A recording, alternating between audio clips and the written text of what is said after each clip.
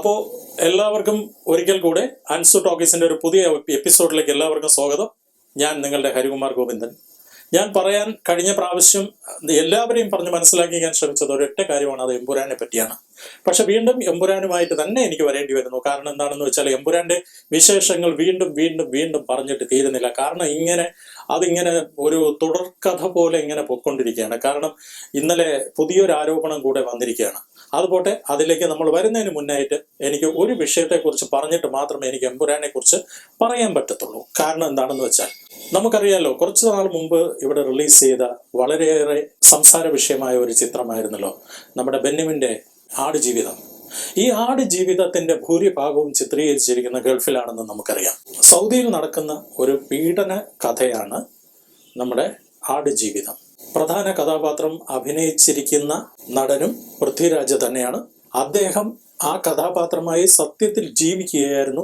എന്തുമാത്രം അദ്ദേഹം ഹോളിവുഡ് ലെവലിലേക്ക് വരെ ചെന്നെത്തി എന്നുള്ളത് ആ സിനിമ കണ്ടവർക്കറിയാം. പക്ഷെ ഞാൻ അദ്ദേഹത്തിന്റെ ആ അഭിനയത്തിന്റെ എല്ലാ കാര്യങ്ങളും ഞാൻ കണ്ട് മനസ്സിലാക്കിയ ഒരു പ്രേക്ഷകൻ എന്നുള്ള നിലയിൽ ഞാൻ അങ്ങേയറ്റം അപ്രീഷിയേറ്റ് ചെയ്യുന്നു. പക്ഷെ ഇവിടെ ഇപ്പോൾ ഞാൻ പറയാൻ ഉദ്ദേശിക്കുന്ന ഒരൊറ്റ കാര്യം ഇതാണ്. കലാമൂല്യമുള്ള, സാങ്കേതിക തികവുള്ള ഒരു സിനിമയായിട്ട് പോലും അതിനെ തങ്ങളുടെ രാജ്യത്ത് പ്രദർശിപ്പിക്കാൻ സൗദി അറേബ്യയോ മറ്റ് ഗൾഫ് രാജ്യങ്ങളോ സമ്മതിച്ചിരുന്നില്ല എന്നുള്ളതാണ് സത്യം. അതെന്തുകൊണ്ടാണെന്ന് നമ്മൾ ചിന്തിച്ചിട്ടുണ്ടോ? ഒരു വിദേശ പൗരൻ തങ്ങളുടെ രാജ്യത്ത് പീഡിപ്പിക്കപ്പെട്ടു എങ്കിൽ ആ സത്യം ലോകമറിഞ്ഞ് തങ്ങൾ നാണം കെടാൻ കാരണമായേക്കും എന്ന ഒറ്റ കാരണം കൊണ്ട് അവർ ഒരു കാരണവശാലും ആ സിനിമയെ അംഗീകരിച്ചിട്ടില്ല. ആ സിനിമ തങ്ങളുടെ രാജ്യത്ത് പ്രദർശിപ്പിക്കാൻ അവർ അനുവദിച്ചിട്ടുമില്ല.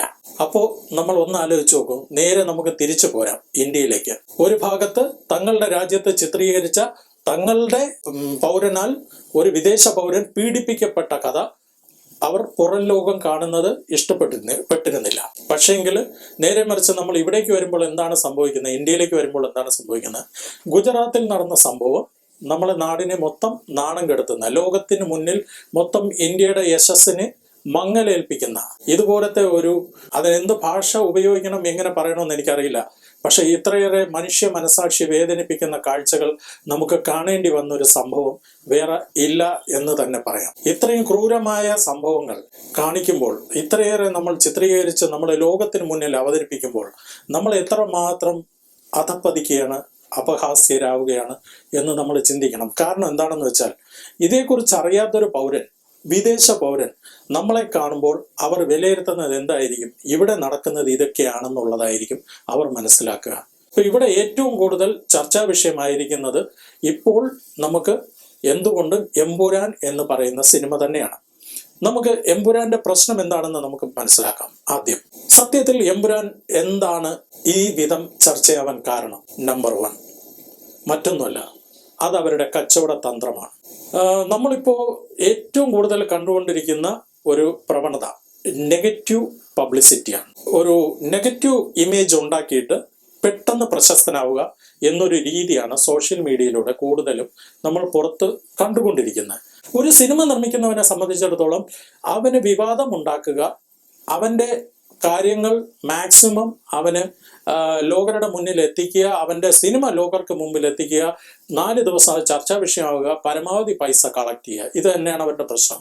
അപ്പൊ ഇതിനകത്ത് ഏതൊരു മതവിഭാഗങ്ങൾ തമ്മിലോ ഏതൊരു ജാതി വിഭാഗങ്ങൾ തമ്മിലടിച്ചാലും അവർക്ക് യാതൊരു പ്രശ്നവുമില്ല. അത് അവരുടെ വിഷയമേ അല്ല, അവരെ ബാധിക്കുന്ന വിഷയമേ അല്ല. അവരെ ബാധിക്കുന്ന വിഷയം ഒന്ന് മാത്രമാണ്. എന്താണത്? കളക്ഷനിൽ നമ്പർ 1 ആയിരിക്കണം, മുന്നിലെത്തണം. അവർക്ക് 100 കോടി ക്ലബിലും 500 കോടിയും 1000 കോടിയും ഒക്കെ ക്ലബിലെത്തുക എന്നൊരു ലക്ഷ്യം മാത്രമേ ഉള്ളൂ. അതിനുവേണ്ടി അവർ മതത്തെ ഉപയോഗിക്കും, രാഷ്ട്രീയത്തെ ഉപയോഗിക്കും, അങ്ങനെ പലതിനെ ഉപയോഗിക്കും. വളരെ അപകടകരമായ ഒരു വിഷയമാണ് എമ്പുരാനിൽ കൈകാര്യം ചെയ്തിരിക്കുന്നത്. ഈ ഒരു വിഷയം കൈകാര്യം ചെയ്യുമ്പോൾ വളരെയേറെ ജാഗ്രത പാലിക്കേണ്ടത് ആരായിരുന്നു?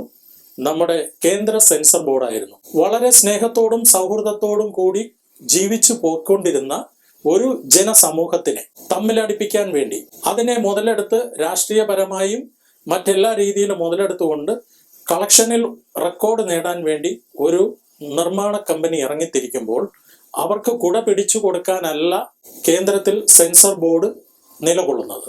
അവരെ സംബന്ധിച്ചിടത്തോളം അവർ ചെയ്തിരിക്കുന്ന ഏറ്റവും വലിയ തെറ്റെന്ന് പറയുന്നത് ഈ സിനിമയ്ക്ക് പ്രദർശനാനുമതി നൽകി എന്നത് തന്നെയാണ്. കാരണം ഇന്ത്യ എന്ന മഹാരാജ്യത്തെ ജാതി മത വിഭാഗങ്ങളെ, ഏതെങ്കിലും ഒരു വിഭാഗത്തിനെ നോവിക്കാനോ ഏതെങ്കിലും രണ്ട് വിഭാഗങ്ങളെ തമ്മിലടിപ്പിക്കാനോ കാരണമാകുന്ന എന്തെങ്കിലും ഒരു കാര്യം ആ സിനിമയ്ക്കുള്ളിൽ ഉണ്ടെങ്കിൽ അവിടെ കത്രിക വെക്കാനാണ് സെൻസർ ബോർഡിന് വെച്ചിരിക്കുന്നത്.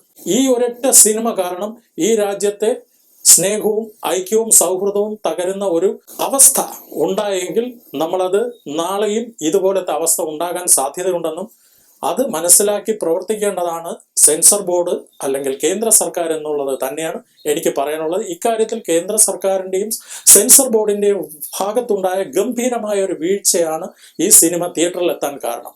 ഇന്ത്യയുമായി നയതന്ത്ര തലത്തിൽ നല്ല ഊഷ്മളമായ ബന്ധം പുലർത്തുന്ന ചില രാജ്യങ്ങളിലേക്ക് ഇതുപോലത്തെ പ്രമേയം കടന്നു വരുന്ന ചില സിനിമകൾ റിലീസ് ചെയ്താൽ ഒരുപക്ഷെ ഇന്ത്യയുടെ മറ്റു രാജ്യങ്ങളുമായുള്ള നയതന്ത്ര ബന്ധത്തെ വരെ കുഴപ്പത്തിലാക്കിയേക്കാം. ഇവർ കൊളുത്തിവിട്ടത് ഒരു ചെറിയ തീയൊന്നുമല്ല, ആളിപ്പടരാവുന്ന ഒരു വലിയൊരു വർഗീയ തീയ്ക്കാണ് ഇവര് തിരികൊളുത്തിയിരിക്കുന്നത്.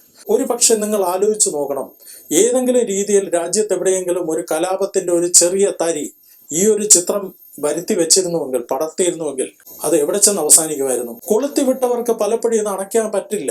ഒരു കാലത്ത് എന്തെങ്കിലും പ്രശ്നങ്ങൾ ഉണ്ടായിട്ടുണ്ടെങ്കിൽ അത് അവിടെ തീർന്നു. അന്ന് അതിനുള്ള പ്രശ്നങ്ങളെല്ലാം അന്വേഷണം വന്നു, അതിന്റെ പ്രതികളെല്ലാം കോടതിയിലെത്തി, അവർ ശിക്ഷിക്കപ്പെട്ടു.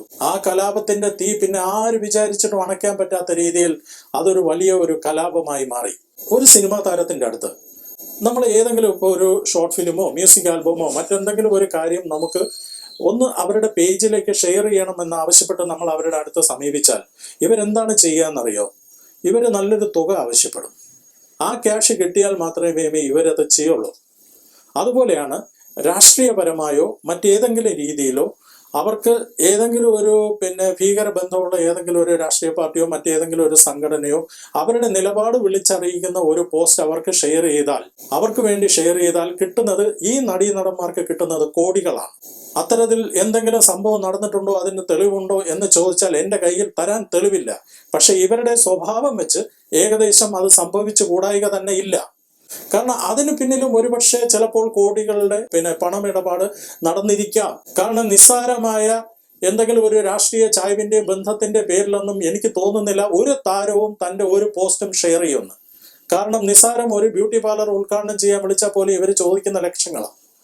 മെയിൻ ഹീറോസ് ആയ നടന്മാർ അല്ലെങ്കിൽ നടിമാർ അവർ തീർച്ചയായും നല്ലൊരു തുക അവർ ഇതിന്റെ പിന്നിൽ നിന്ന് കൈപ്പറ്റിയിട്ടാവാം ഒരുപക്ഷെ ഇതുപോലത്തെ നമ്മുടെ രാജ്യത്തിന്റെ ഐക്യത്തിനും അഖണ്ഡതയ്ക്കും വരെ ഭീഷണിയായേക്കാവുന്ന, അല്ലെങ്കിൽ രാജ്യത്തിന്റെ തന്നെ പരമോന്നത സ്ഥാനങ്ങളിലിരിക്കുന്ന പല വ്യക്തികളെയും സാരമായി ബാധിക്കുന്ന, രാജ്യത്തിനെ തന്നെ ബാധിക്കുന്ന പല കാര്യങ്ങളും ഇവര് അതിന് വിപരീതമായ രീതിയിൽ അവര് പോസ്റ്റുകൾ ഷെയർ ചെയ്യുന്നത് ശരിക്കും തകർക്കാൻ വേണ്ടിയിട്ട് തന്നെയാവും.